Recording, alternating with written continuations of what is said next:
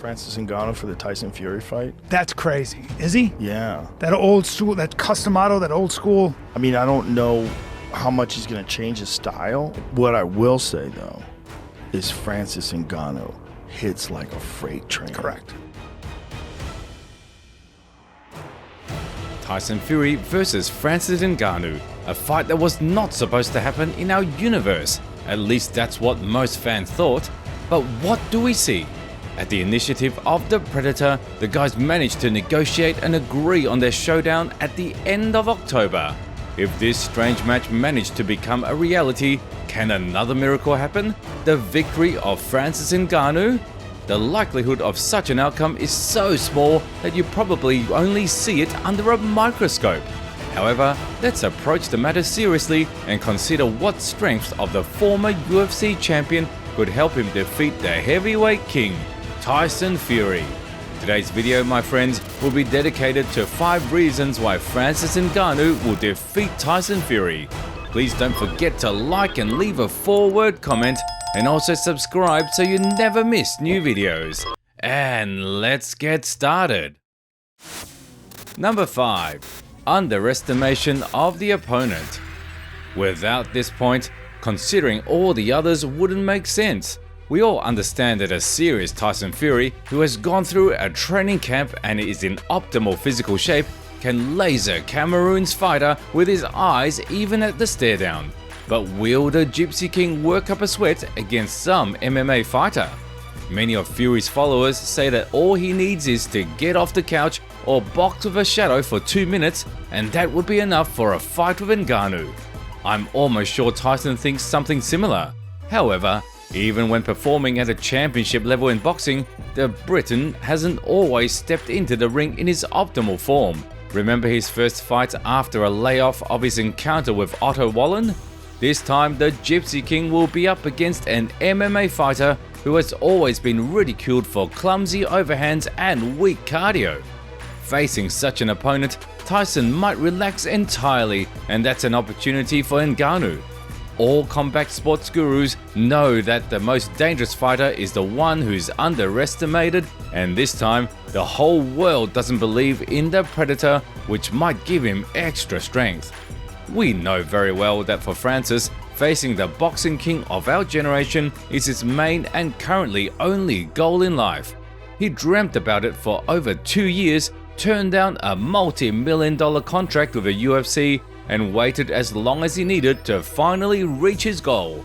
Some absolutely inhuman determination and belief in his success helped Ngannou secure this fight, and he has already done too much to go back.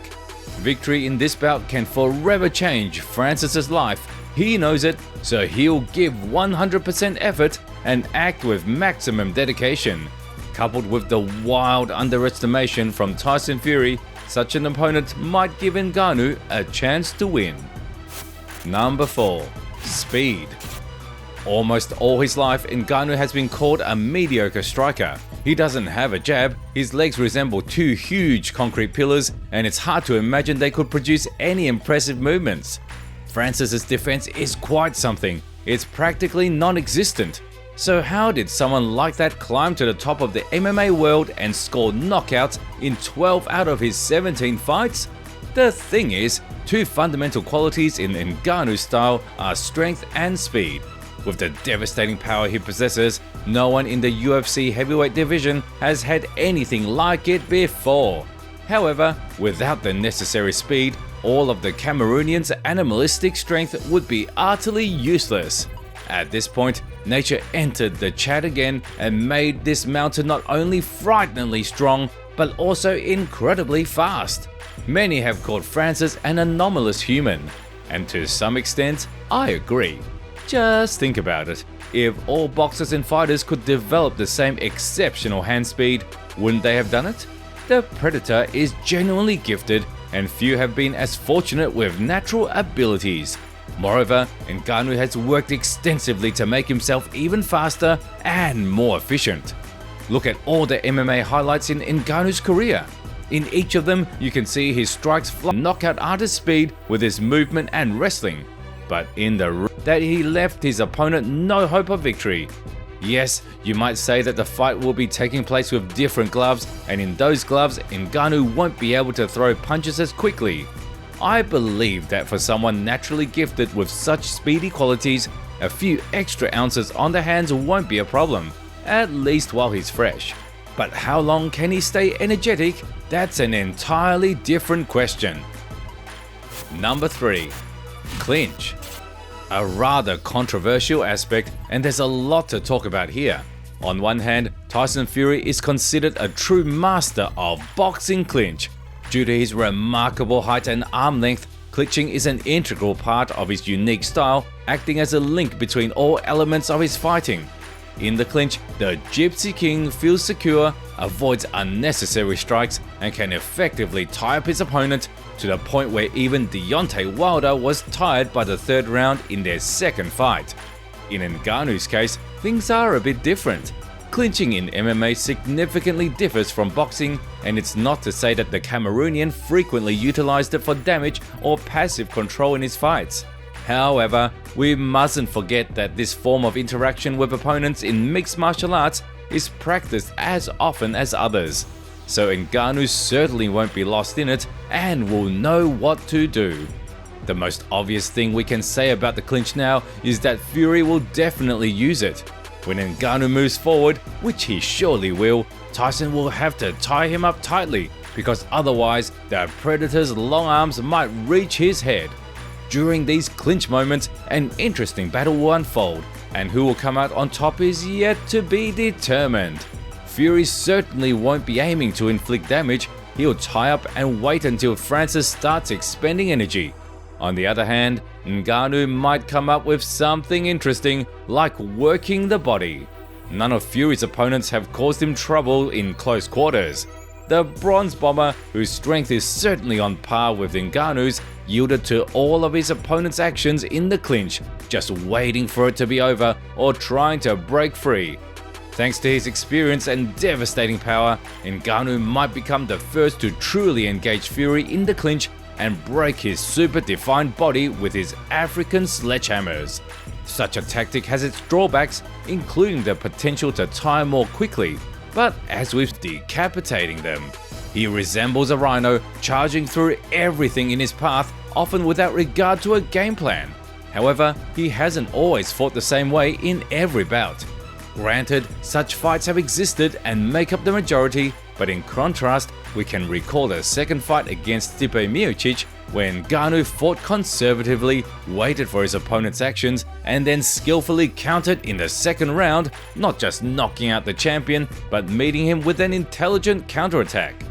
In his encounter with Cyril Gane, in which the Predator stepped into the cage with a knee injury, he not only surprised but left everyone gaping. From a brute with wild overhands, he transformed into a wrestler almost of Olympic caliber. Of course, such skills won't aid him in this particular fight. So why am I telling you all this? It's important to understand that Ngannou can surprise and effectively prepare for his opponent.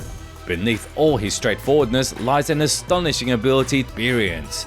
In comparison to MMA, boxing significantly limits a fighter's arsenal, so Ngannou won't have as many keys to victory, but he's not preparing for this fight alone. He's under the guidance of the great Mike Tyson. Many criticize the Iron Mike because he attempts to mold all his students in his image, but in Ngannou's case, this might work.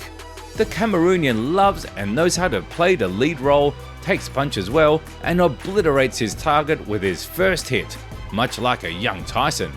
Naturally, Iron Mike won't be able to teach the UFC behemoth his signature style, especially given the few months left before the fight. However, he's entirely capable of offering a couple of wise pointers or devising interesting tricks that could help Francis contend with such a towering opponent. Ngannou has repeatedly shocked the world. Who knows, perhaps his favorite of fate will do it once more. Number 1. Lucky Punch. Francis is strong. No, not just strong, but incredibly powerful. Every day of his life, his inhuman strength walks hand in hand with him, and over the years in the sport, he has learned to wield it fully.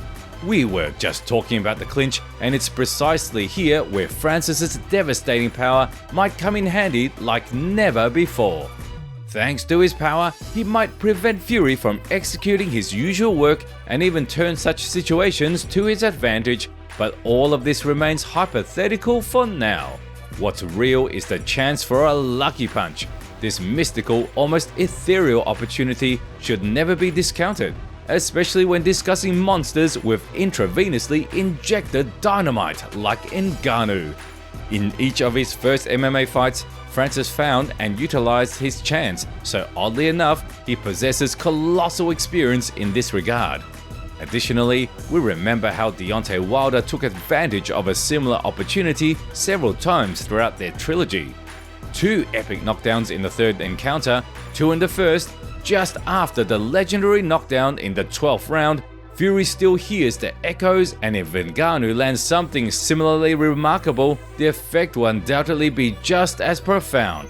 Of course, the Cameroonian is a boxer of an entirely different caliber than Wilder, and some argue that the Bronze Bomber hits even harder than Ngannou. But they're birds of a feather, and the minimal difference won't change much. Yet again, considering the level of skill, particularly Fury's defense, landing a successful strike on him will prove to be quite challenging for Francis. However, this is where his main goal lies, landing a successful punch. If circumstances align in such a way that one of his famed overhands, or better yet, an uppercut, manages to connect with the Gypsy King's head, Francis's chances of victory will instantly skyrocket, and we might witness one of the greatest upsets of modern times. Everything mentioned in this video, speculations and assumptions. Objectively, Francis Ngannou's chances of winning this fight are nearly non-existent. The disparity in boxing skills between the two is just too substantial, and overcoming it in the short time Ngannou had is impossible. On the other hand, we can't help but root for the Predator.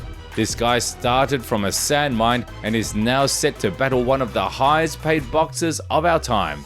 Such a success story cannot help but inspire, and it's tempting